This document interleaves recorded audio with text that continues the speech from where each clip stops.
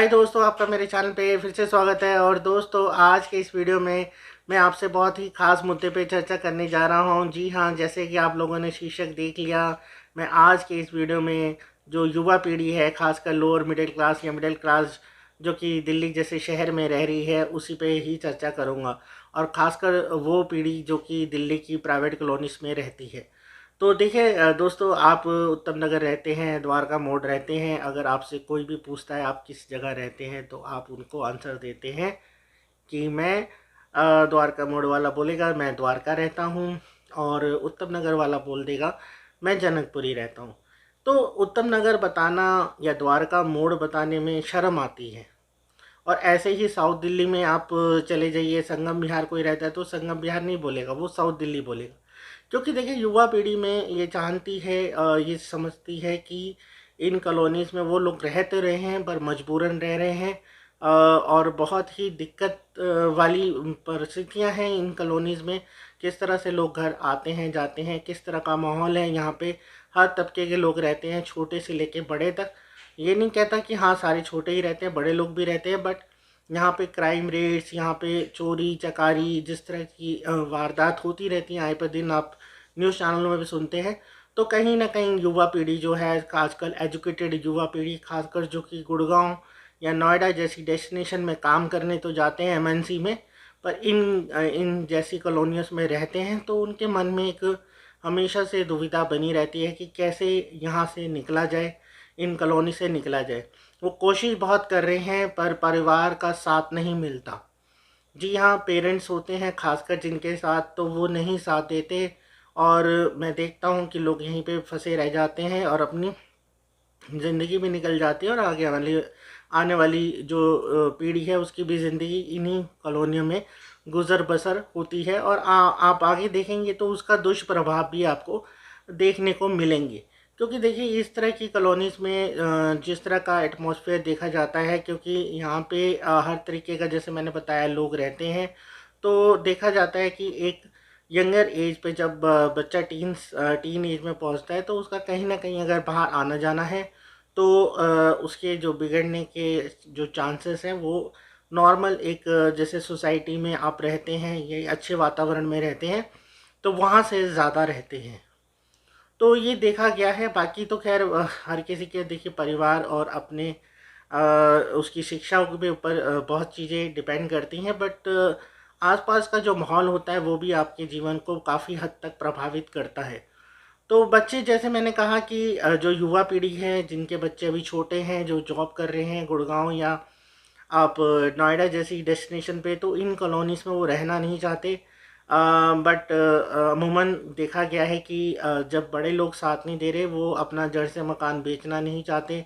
और तो इसके देखा देखा जाता है इसके अंतर्गत कि काफ़ी लोग फंस जाते हैं और असहाय से फील करते हैं।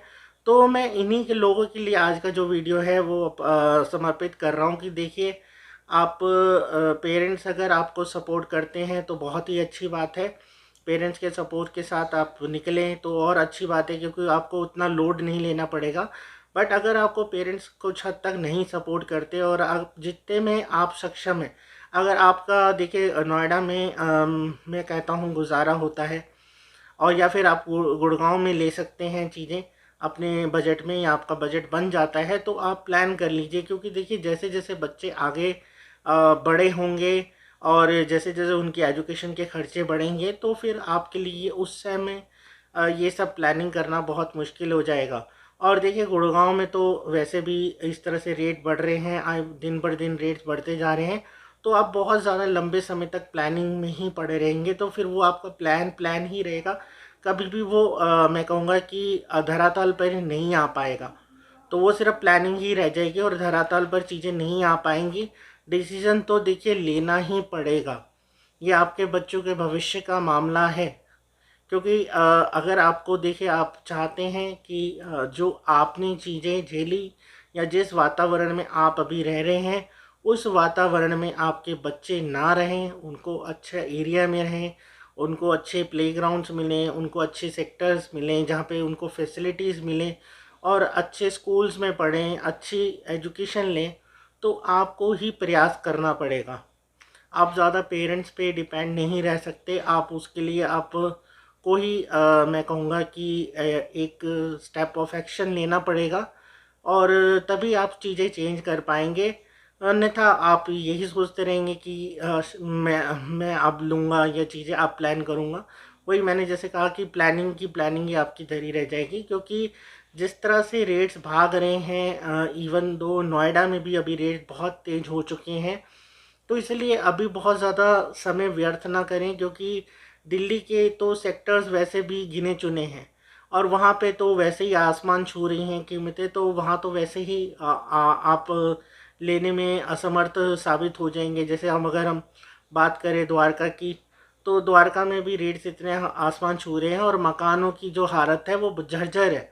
मतलब आप फ्लैट को देखने जाएंगे तो रेट उसके आसमान छू रहे होंगे। एरिया भी डेवलप्ड है, नो डाउट, एरिया काफ़ी डेवलप्ड है द्वारका, अगर हम इन कंपैरिजन टू गुड़गांव या फिर अगर हम बात करें नोएडा वोएडा से भी अच्छी प्लानिंग से बसाया गया है। बट यहाँ पे फ्लैट जो है वो ख़त्म हो चुके हैं। तो अगर आपको फ्लैट अच्छा चाहिए और अच्छा एरिया चाहिए तो आज से ही आपको प्लानिंग करनी पड़ेगी और आपके बजट के तहत जो चीज़ें आ रही हैं उन्हें आप जल्द से जल्द क्लोज़ करें। मैं ये भी नहीं कहता कि आंख बंद करके किसी भी प्रॉपर्टी में या किसी भी बिल्डर के साथ जाएं। देखिए, आपको कहीं पे भी जो आपका बजट हो, जो भी आपका बजट है, जो भी आप सोच रहे हैं, अगर उस बजट में आपको वो चीज़ें फाइंड आउट करने में आपको दिक्कत आ रही है तो आप हम जैसे लोगों से कनेक्ट कर सकते हैं।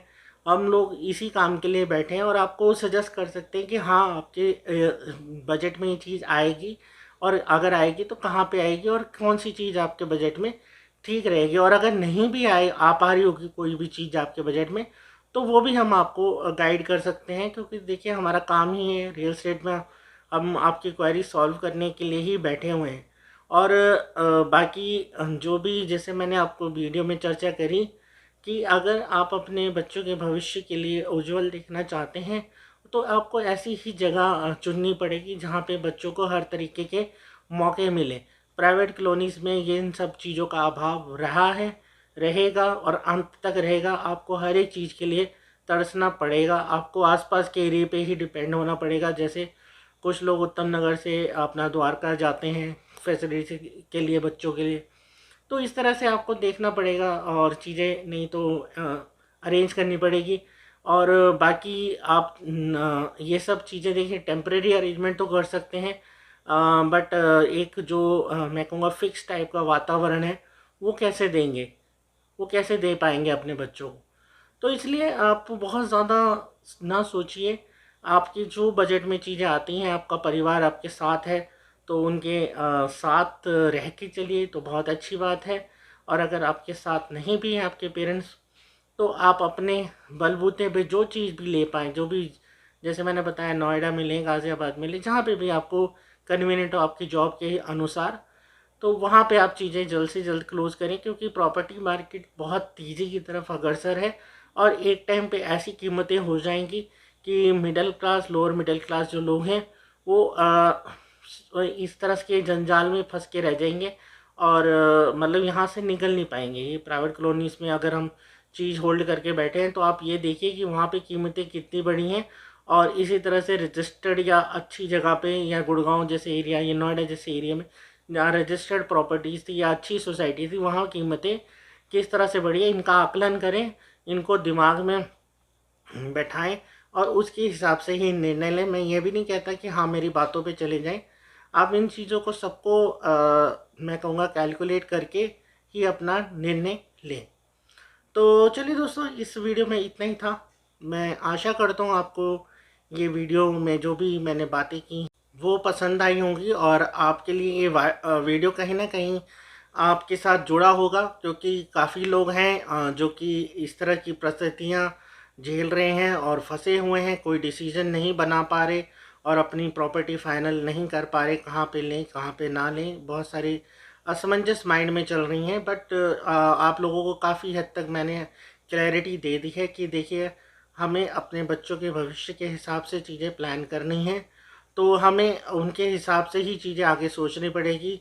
आज हम थोड़ा सा दुख दर्द झेल लेंगे, थोड़ी तंगी झेल लेंगे, तो आगे आने वाले समय में वो हमारे बच्चों के लिए ही कारगर साबित होने वाली हैं चीज़ें। तो चलिए दोस्तों, इस वीडियो में इतना ही था। मैं आशा करता हूँ आपको सारी दी गई जानकारी इस वीडियो में पसंद आई होगी। और देखिए, आपको वाकई में ये जानकारी पसंद आई है और आपने वीडियो यहाँ तक देख लिया है तो इसे लाइक और शेयर ज़रूर करके जाएं। और जो भी लोग नए जुड़ रहे हैं चैनल से, चैनल को प्लीज़ प्लीज़ प्लीज़ सब्सक्राइब कर लें, क्योंकि इसी तरह की इन्फॉर्मेशन और नॉलेजेबल फैक्ट्स मेरे चैनल पे रियल एस्टेट से रिलेटेड आते रहते। तो चलिए दोस्तों, अब इस वीडियो को यहीं पे अंत कर देते हैं और अब आपको जल्द मिलेंगे इसी तरह के इन्फॉर्मेटिव और नॉलेजेबल वीडियो के साथ। तब तक के लिए दोस्तों, bye bye and take care.